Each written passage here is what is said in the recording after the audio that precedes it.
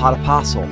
Help us build the kingdom. Like, share, and subscribe.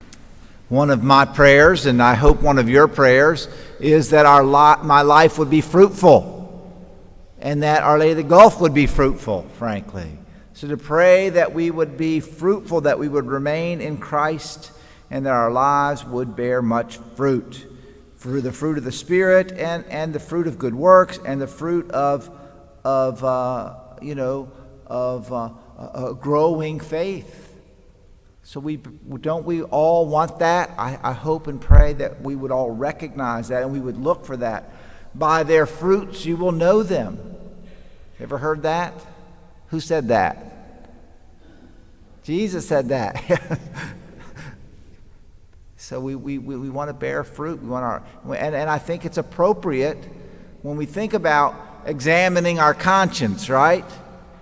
There's two ways to approach examining your conscience. One is to say, did I lie? Did I steal? Did I cheat? Right? That kind of thing. And there's another way of examining your conscience. What good did I do? What good did I do? Did I visit the sick? Did I visit the imprisoned? Did I do some act of kindness? Was I generous or thoughtful or kind? Did I check on my neighbor? And we really need to get away from just simply saying, did I lie? Did I cheat? Did I steal? And really examining our day to say, where am I bearing fruit or not bearing fruit? And so we must strive to bear fruit. I want to talk about perhaps one of my favorite books. I would say once upon a time my favorite book was The Old Man and the Sea. I'm talking about, secular literature, The Old Man and the Sea. Much more than a fishing story, but it's a great book, okay? And I read this book 3 times, the power and the glory. Okay, what is the power and the glory about? The power and the glory is about a not too great of a priest, okay? He's not a great priest at all, okay? But he lives in the time of the persecution of the martyrs that we're celebrating today. We're celebrating martyrs today. What martyrs? The martyrs from the Mexican Revolution that persecuted the Catholic Church mercilessly and killed many priests, confiscated property, all kinds of stuff. This happened in the early part of the 20th century, and there were many priests that were killed, and we named one today, St. Christopher. His last name starts with an M.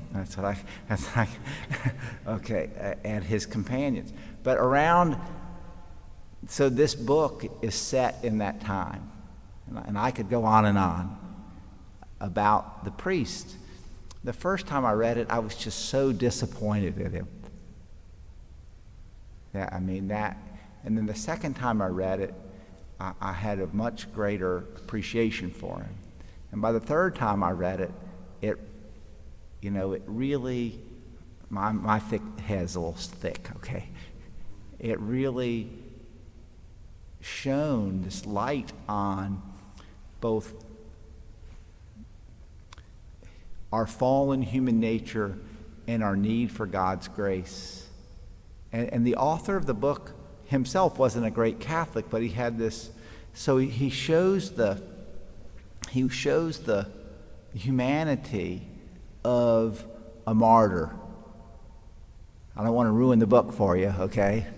But it's a powerful story, and today we celebrate the martyrs who died. Miguel Pro is another one, who died saying "Viva Cristo Rey." That was their thing.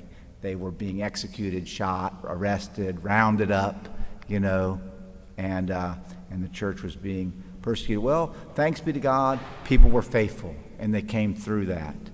But I want to read a good book, and the priests do not come out smelling like a rose in this book, okay?